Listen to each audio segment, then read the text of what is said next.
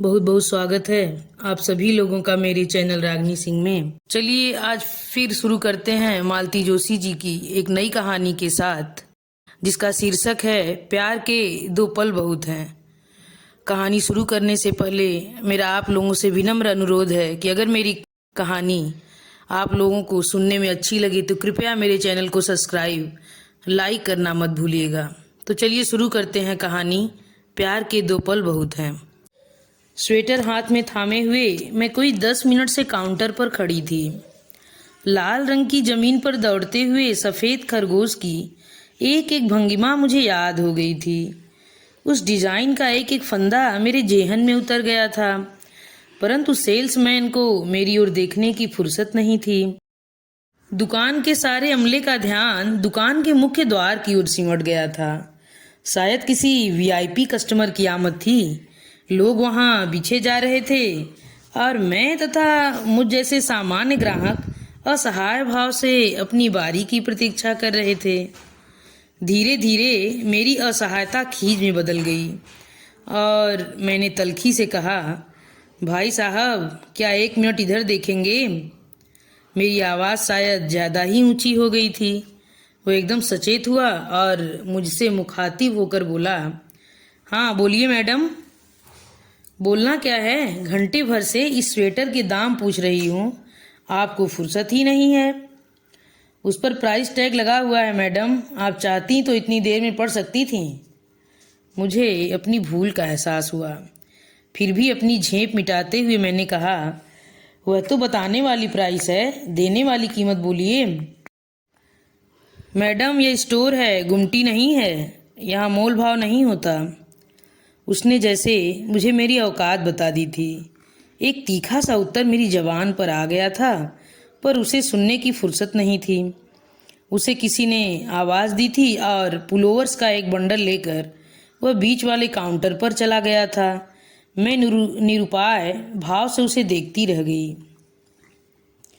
बहन जी, मेरे बगल में खड़े सज्जन ने कहा, आप बेकार हलकान हो रही हैं। इस समय कोई आपकी ओर ध्यान नहीं देगा। दुकान में कलेक्टर की मैसेज आई हुई हैं। इस समय और किसी की पूछ परख नहीं होगी। क्या मतलब? क्या कलेक्टर की मैसेज ही पैसे देती हैं? हम लोग क्या सेंत मेत में खरीदते हैं? आप उल्टा बोल रही हैं। सेंत मेत में तो ये बड़े लोग ही खरीदते हैं, ऊपर से रौब भी झाड़ते हैं। भाड़ में जाए ऐसा रौब, मैंने कहा और पैर पटकते हुए बाहर चली आई। करीब दर्जन भर आंखें मेरी ओर घूम गई थीं। शायद उनमें मिसेज कलेक्टर की भी हों, पर मुझे परवाह नहीं थी। मैं तो इतना ताव में थी कि अपने बच्चे को भी भूल गई थी। बेचारा बबलू घिसटता हुआ मेरे पीछे पीछे चला आया था। मैं उसी तैश में सीढ़ियाँ उतर रही थी कि किसी ने पुकारा, आशु, अश्विनी। चौंक कर देखा, दुकान के लाउंज में सिगरेट के कस लेता हुआ एक सुदर्शन व्यक्ति खड़ा है। लोग हाथ बांधे उसके आसपास खड़े हैं। आशु, मुझे पहचाना नहीं? मैं रवि, मतलब रविशंकर माथुर, हमारे नए कलेक्टर। पेपर में पढ़ा तो था, पर पता नहीं था कि आप ही होंगे, मैंने मरियल सी आवाज़ में कहा। अच्छा, ये मैं, आप कब से हो गया? और सुनाओ, यहीं हो आजकल? और यह आपके साहबजादे हैं, द ओनली चाइल्ड? बरखुरदार, अपना नाम बताइए। और इनके पापा कहाँ हैं, क्या करते हैं? मुझे याद नहीं कि उसने और क्या क्या पूछा। मैंने कितने प्रश्नों के उत्तर दिए, कैसे दिए। बाद में लगा कि अच्छा होता कि उसकी किसी भी बात का जवाब न देती, सीधे पीठ फेर कर चली आती। उसके प्रजाजनों के सामने उसकी अच्छी किरकिरी होती। पर वह मुलाकात इतनी अप्रत्याशित थी कि उस समय तो मैं बौखला ही गई थी। वह तो मुझे अपनी पत्नी से भी मिलवाना चाह रहा था, पर मेरी जरा भी इच्छा नहीं थी। मिसेज कलेक्टर के सम्मान में भी भीतर जो नाटक हो गया था, उसकी उसे जानकारी नहीं थी। पर उस औरत से सामना करने का मुझ में न हौसला था न शौक ही था। कितनी हसरत से, कितनी हिम्मत जुटाकर शहर की उस सबसे महंगी दुकान में पांव दिया था। इस बार तय कर लिया था कि अपने लाडले की 5वीं वर्षगांठ पर इसी दुकान से ड्रेस खरीदूंगी। पर सारा मूड हवा हो गया। मन तो हुआ था सीधे घर लौट जाऊं, पर बबलू जो साथ में था उसे निराश करने की तो मैं कल्पना भी नहीं कर सकती थी। और उसे तो सिर्फ कपड़ों से मतलब था, खिलौनों से मतलब था।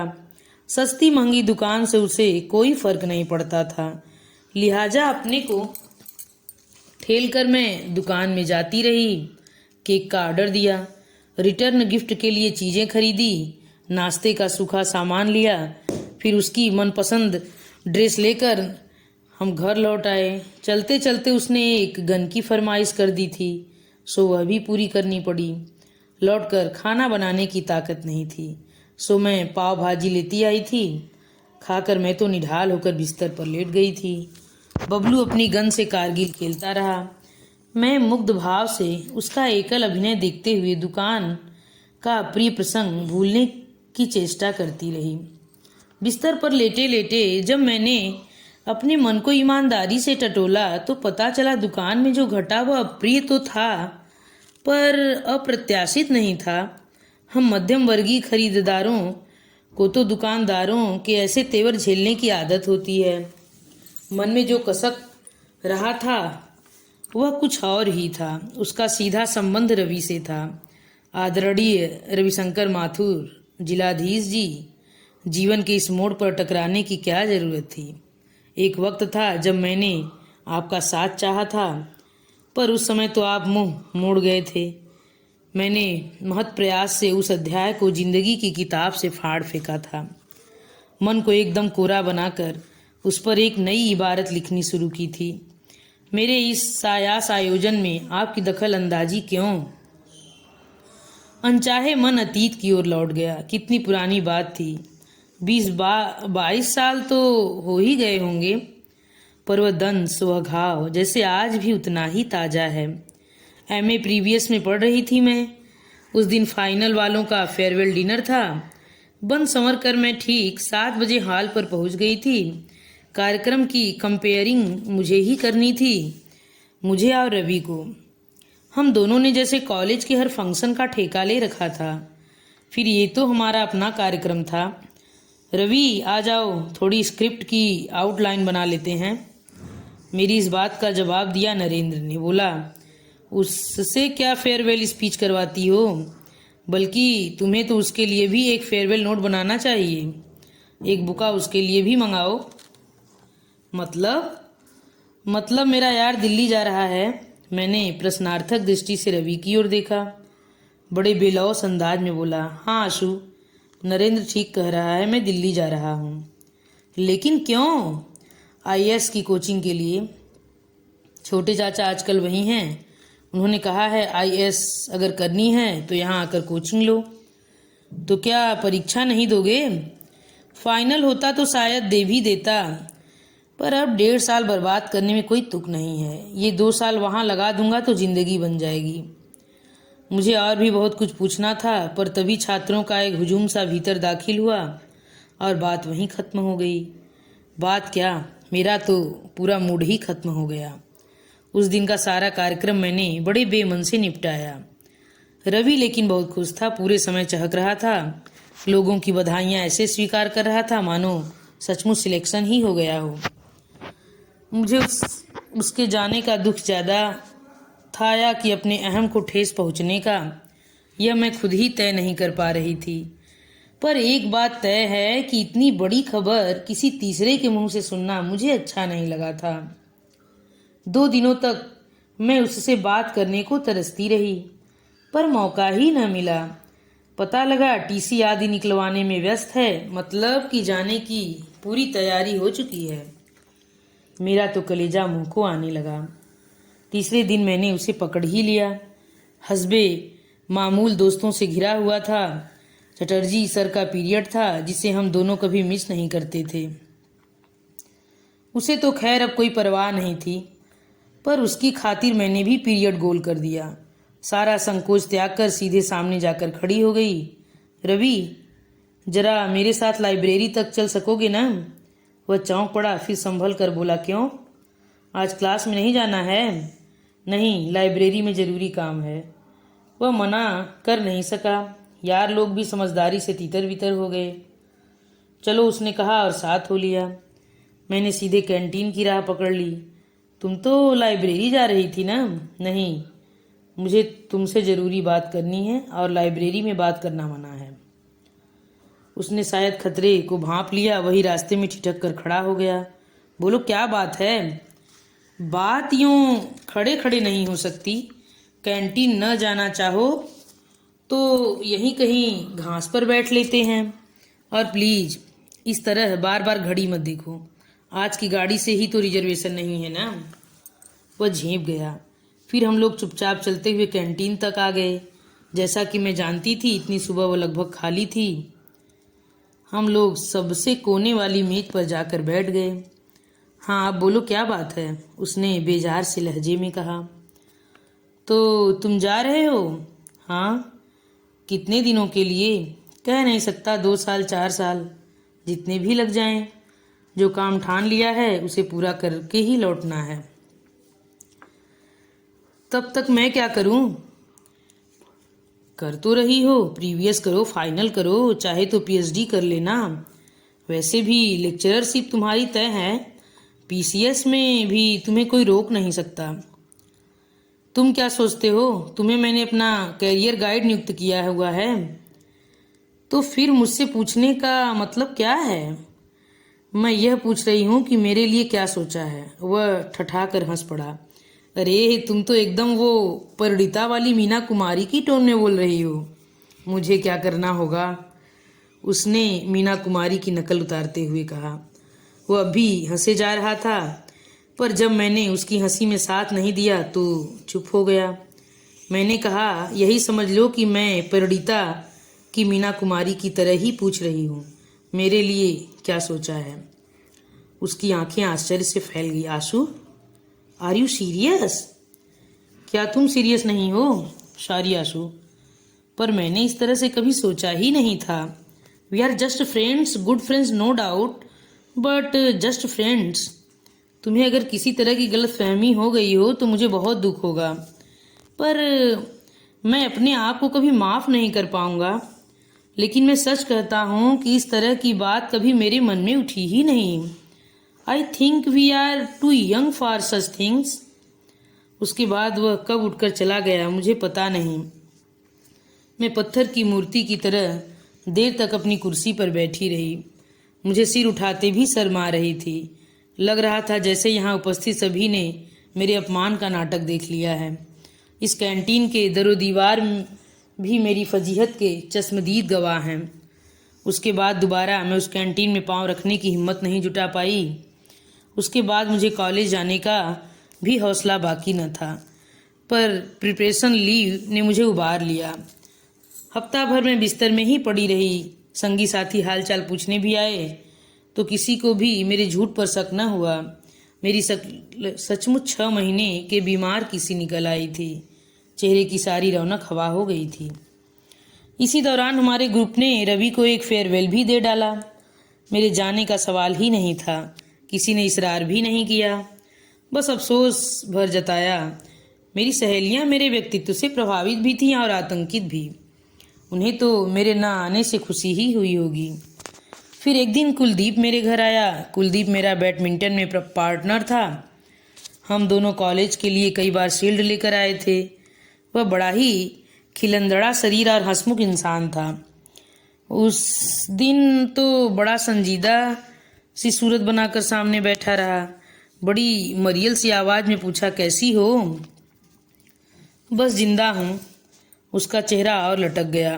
वह बड़ी गंभीरता से मेरे इलाज के बारे में पूछता रहा। उसने 2-1 स्पेशलिस्टों के नाम भी सुझाए, उनके पास खुद ले चलने की पेशकश भी की। उसकी इस संजीदगी पर मुझे बेसाख्ता हंसी छूट गई। मैंने कहा, कुलदीप प्लीज़ भगवान के लिए मातम बंद करो। मुझे सिर्फ फ्लू हुआ है और तुम ऐसे बिहेव कर रहे हो जैसे मेरी कैंसर की आखिरी स्टेज चल रही है। वह फिर भी गंभीर बना रहा। बड़ी देर बाद डूबती सी आवाज़ में बोला, अगर कैंसर की आखिरी स्टेज होती तो भी मुझे परवाह नहीं थी। मैं घर परिवार से लड़ जाता और तुम्हें डोली में बिठा कर ले जाता। अगर कल को तुम्हें कुछ हो भी जाता तो अपनी हैसियत के मुताबिक एक छोटा मोटा ताजमहल बनवा देता, पर तुमने मौका ही नहीं दिया। कुलदीप, मेरी आंखें आश्चर्य से फैल गई थीं। कुलदीप, ये तुम क्या कह रहे हो? इतना चीखने की जरूरत नहीं है आशु। मैं बिल्कुल अपने होशो हवास में हूँ। लेकिन मैं शायद तुम्हें कभी समझा न सकूंगा कि मैंने कितनी शिद्दत से तुम्हें चाहा है। मेरी जबान पर तो जैसे ताला लग गया था। तुमने मेरे सपनों पर पानी फेर दिया, और वह भी उस नालायक रवि के लिए।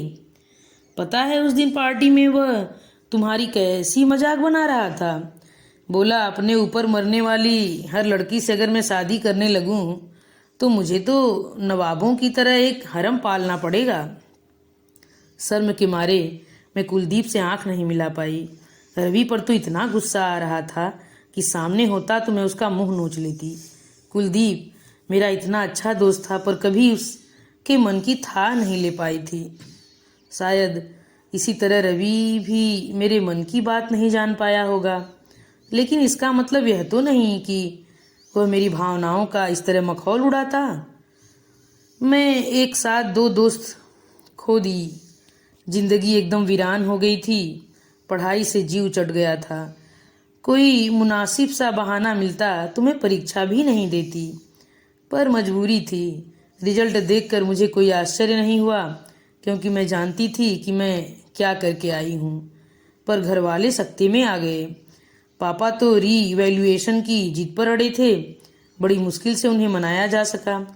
फाइनल तक आते आते मन की गुबार काफ़ी हल्का हो चला था। पढ़ाई भी मैंने जमकर की, पेपर्स भी ठीक ठाक ही दिए, पर पिछली कसर पूरी न हो सकी। सारा कैरियर चौपट हो गया। रिजल्ट आते ही माँ ने हल्ला मचाना शुरू किया तो पापा भी चेते। उन्होंने जोर शोर से वर्षोधन शुरू कर दिया। बेचारे कहाँ कहाँ से मेरे लिए रिश्ते ढूंढ कर लाते थे। मैं हर एक में अपने सपनों का राजकुमार खोज रही थी, पर निराशा ही हाथ लगती थी। कुछ लोगों ने स्वयं ही मुझे नकार दिया। उनकी दृष्टि में मेरी शैक्षणिक योग्यता उनके अनुरूप नहीं थी। एक जगह लगा कि बात लगभग तैसी है। व्यक्ति सुदर्शन था, नौकरी भी अच्छी खासी थी। भाभी ने जरा डांट कर ही ताकीद कर दी थी कि नखरे मत करना, ऐसे लड़के रोज रोज हाथ नहीं आते। चाय के दौरान उस सज्जन ने पूछा, आप नाटकों में काम करती थीं? हाँ हाँ, कॉलेज में अक्सर किया है। अभिजीत को जानती हैं? हाँ, हम दोनों ने एक दो प्ले साथ में किए हैं। फिर तो वह आदमी ऐसे चुप हो गया जैसे मुंह में जबान ही न हो।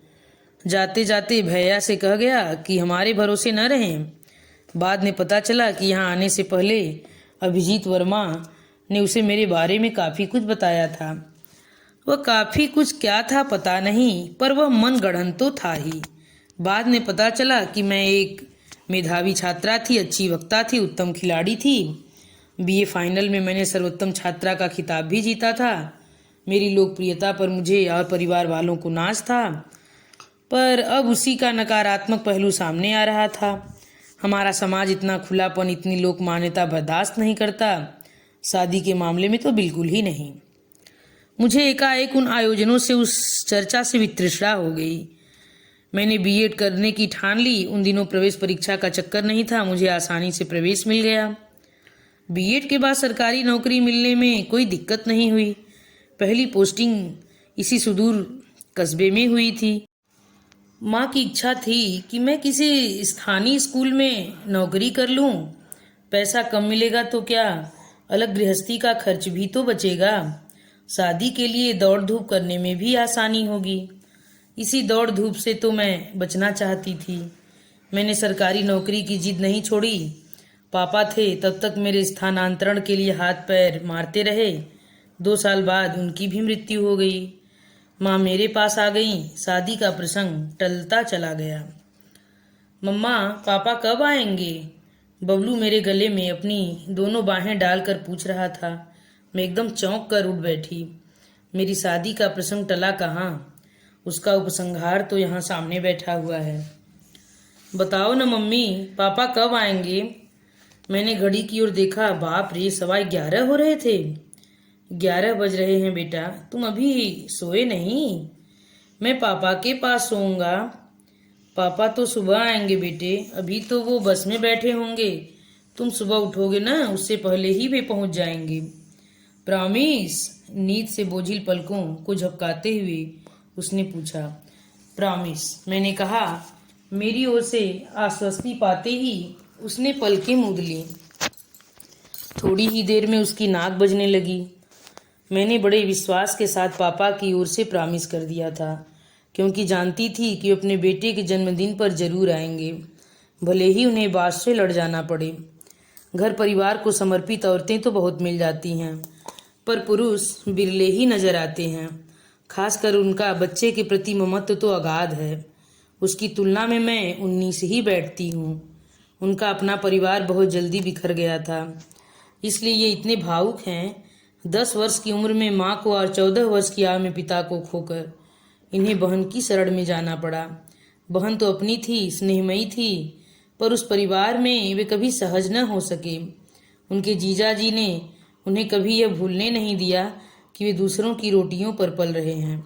जीजाजी हमेशा अपने स्वर्गीय सास ससुर को कोसते ही रहते कि इतनी बड़ी जिम्मेदारी तो सौंप गए, पर खर्चने के लिए एक फूटी कौड़ी भी नहीं छोड़ी। इन्होंने किसी तरह ग्रेजुएशन तक सब्र किया, फिर जो पहली नौकरी हाथ लगी पकड़ लिया और घर छोड़ दिया। पर जहां भी रहे आधा वेतन बहन को बराबर भेजते रहे। 10 साल बाद जीजाजी न रहे तब बहन ने ही इसरार किया कि अब यह दान खाता बंद करो। मेरे बेटे कमाऊ हो गए हैं, अब तुम अपनी जिंदगी संवारो। बहन ने ही आगे बढ़कर शादी के लिए पहल की। उन दिनों मेरी शादी की चर्चा भी फिर से प्रासंगिक हो चली थी। माँ बीमार चल रही थी, मरने से पहले मेरे हाथ पीले कर देना चाहती थी। घर परिवार का, बेटे बहू का सुख भोगना चाहती थी। मुझे भी लगा कि माँ के बाद तो मैं यहाँ एकदम अकेली पड़ जाऊंगी, सो मैंने हामी भर ली। भाभी भुनभुनाई भी कितने अच्छे अच्छे रिश्ते आए थे, तब नखरे करती रही। भाग्य में बाबू ही लिखा था तो कोई क्या करे। मुझे लेकिन कोई मलाल नहीं था। अफसर या बाबू, मेरी मांग में सिंदूर देने वाला कोई मिल गया था, यही बहुत था। उस सिंदूर की छाया में अब निरापद मैं अपना अकेलापन काट सकूंगी। सालों से कस्बे के उस स्कूल में पढ़ा रही थी, बुढ़ा रही थी। 32 साल की उम्र में सपने तो सब हवा हो गए थे। शादी बस एक समझौता था परिस्थितियों से। मैंने इस शादी से कोई उम्मीद नहीं बांधी थी, पर मेरे नए नवेले पति ने मुझे एक बार फिर सपनों की दुनिया में पहुंचा दिया। शादी के बाद वे मुझे मसूरी घुमाने ले गए। उन्होंने मुझे उपहारों से लाद दिया, महंगे होटल्स में खाना खिलाया, टैक्सी में दर्शनीय स्थलों की सैर कराई। वे 8 दिन मेरे जीवन के सबसे अच्छे दिन थे। मैं खूब एंजॉय कर रही थी, पर मन में एक बात बार बार उठ रही थी कि इतनी साधारण सी नौकरी वाला यह शख्स इतना सा खर्च कैसे है। जरूर कोई ऊपरी आमदनी का जरिया होगा, पर वह समय इतनी ऊंच नीच सोचने का नहीं था। हर क्षण को भरपूर जी लेने का था। पर हर सपना कभी न कभी टूटता ही है। हमारी छुट्टियां भी समाप्त होने को थीं। नौकरी पर लौटने से पहले पति का घर देखने की इच्छा हुई, क्योंकि शादी तो ननद जिज्जी के घर से ही हुई थी। असली ससुराल तो वही था जहां पतिदेव का निवास था। छुट्टी के आखिरी 2-3 दिन हमने वहीं बिताए। उस रात मैंने खाना बनाया तो वे अपलक मुझे ताकते रहे। खाना खाते समय इतनी तारीफ की कि मैं संकोच से गड़ ही गई। कहा भी कि आपको इतना आश्चर्य क्यों हो रहा है, मैं तो सालों से खाना बना रही हूँ। हर हिंदुस्तानी लड़की कम से कम दाल चावल सब्जी रोटी तो बना ही लेती है। फिर भी वे उसी तरह अभिभूत बने रहे। सुबह जब बिस्तर में चाय दी तो हर्ष और विस्मय से उनकी आंखें छलक रही थीं। मुझे लगा कि अब चाय की तारीफ में भी कसीदे पढ़े जाएंगे, पर जब बड़ी देर तक कोई बात नहीं हुई तो मैंने चौंक कर देखा। वे चाय का कप हाथ में थामे मुझे एकटक देख रहे थे। मैं कमरा साफ कर रही थी। झाड़ू रोककर मैंने पूछा, ऐसे क्या देख रहे हैं? सोच रहा हूँ कि जो हाथ बैडमिंटन की रैकेट थामने के लिए बने थे आज झाड़ू लगा रहे हैं। बैडमिंटन? मेरे मुंह से अनायास ही एक उसास निकल गई। पता नहीं कितनी पुरानी बात हो गई है, अब तो याद भी नहीं आता कि कभी खेलती थी।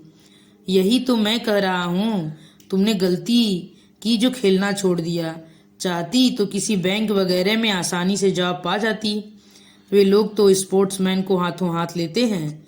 कुलदीप भी तो लग गया था, शायद केनरा बैंक में। अब तो बड़ा अफसर बन गया होगा। आप कुलदीप को जानते हैं? हाँ, मैं तो सबको जानता हूँ। कुलदीप, अभिजीत, रविशंकर, असलम, कविता, सुलेखा। पता है, वह सुलेखा एक बार इटारसी में मिली थी। बाप रे, क्या मोटी हो गई है।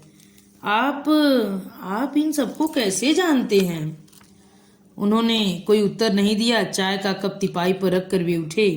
एक बड़ी सी ट्रंक में से उन्होंने एक फ़ोटो निकाला और मेरे सामने कर दिया। फ़ोटो बहुत पुराना था, पर मैं पहचान गई। वह हमारा बीए का ग्रुप फ़ोटो था। सामने की पंक्ति में हम 8 लड़कियां थी। रजनी, सुलेखा, साहिना, मैं, करुणा, गीता, पूनम और कॉलेज की ब्यूटी क्वीन सुगंधा। आपके पास ये फ़ोटो? मेरी बात पूरी होने से पहले ही उन्होंने अपनी उंगली एक बिंदु पर रख दी। तीसरी और चौथी पंक्ति में वह थे। चेहरा तब इतना भरा हुआ नहीं था, पर मैं पहचान गई। आप हमारी क्लास में थे? मेरे आश्चर्य का अंत न था।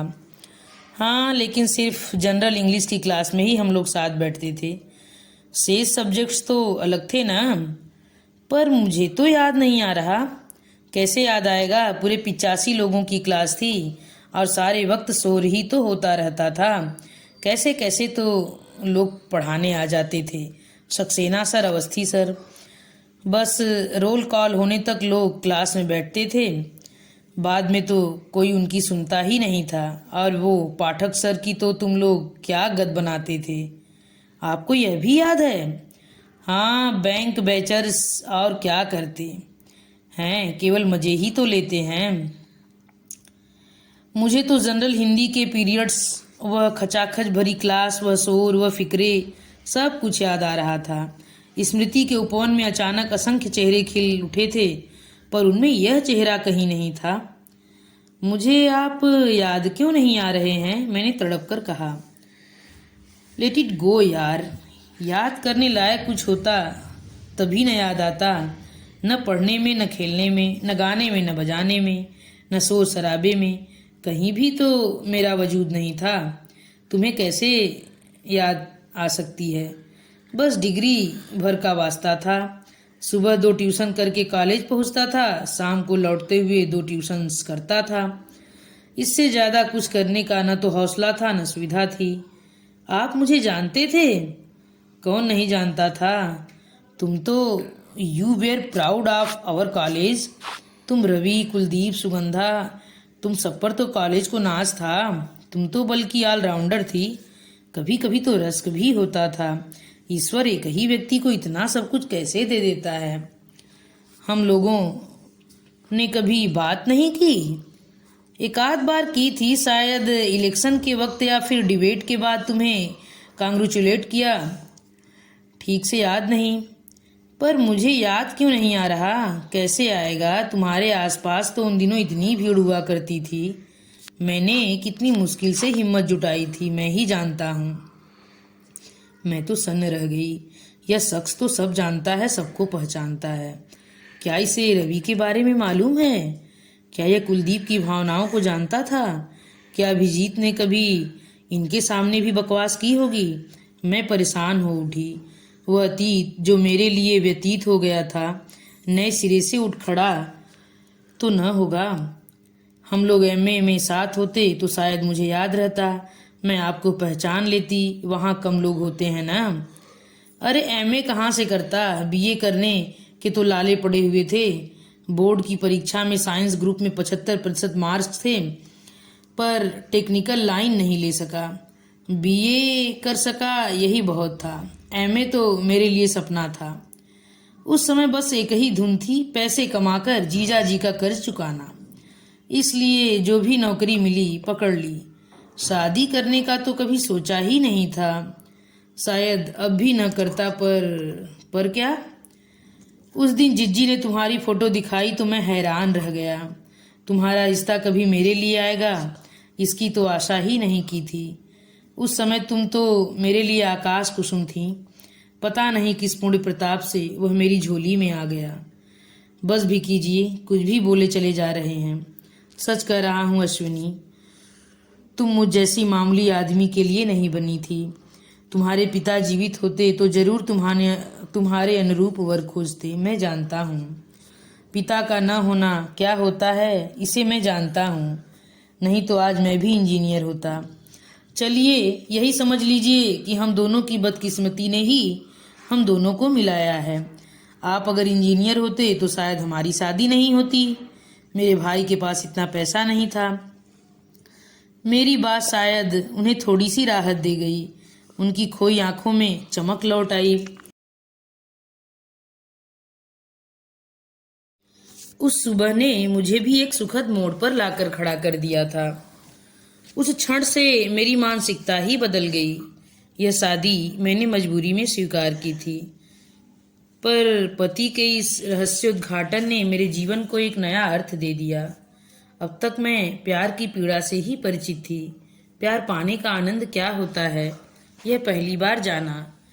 कोई मुझे इतना चाहता है, इतने सालों से चाहता है, यह सोच सोचकर मैं पुलकित होती रही।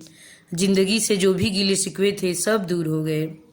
इस नई अनुभूति ने मुझे एक नई जीवन दृष्टि दी। मेरे मन में उस गृहस्थी के प्रति एक ममत्व, एक अपनत्व जाग उठा। 2 दिनों तक लगातार खटकर मैंने उनके ब्रह्मचारी आश्रम की काया पलट कर दी। सारे घर को धो पोंछ कर चमका दिया, किचन को जरा तरतीब दी, जो भी सामान था करीने से लगाया, बिस्तर पर नई कढ़ाई वाली चादर बिछा दी, खिड़कियों के लिए नए पर्दे, कुर्सियों के लिए नए कुशन खरीदे, पांव पोछ तक मैंने बदल डाला। वे विस्मय विमुग्ध नजरों से मुझे देखते रहते, जैसे उन्हें अपनी आंखों पर, अपने भाग्य पर विश्वास न आ रहा हो।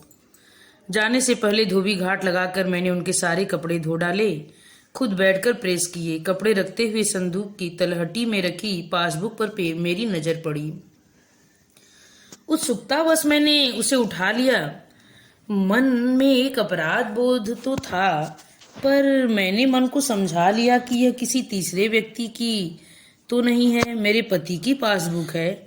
उसे खोलने का मेरा हक बनता है। खोलकर देखा, मात्र 500 शेष थे। पिछले 1.5 महीने में करीब 50,000 की राशि समय समय पर निकाली गई थी। जाहिर है शादी का जो भी थोड़ा बहुत खर्च था इन्होंने ही किया होगा, और मसूरी की वह शाही ट्रिप, मैं तो पता नहीं क्या सोच बैठी थी।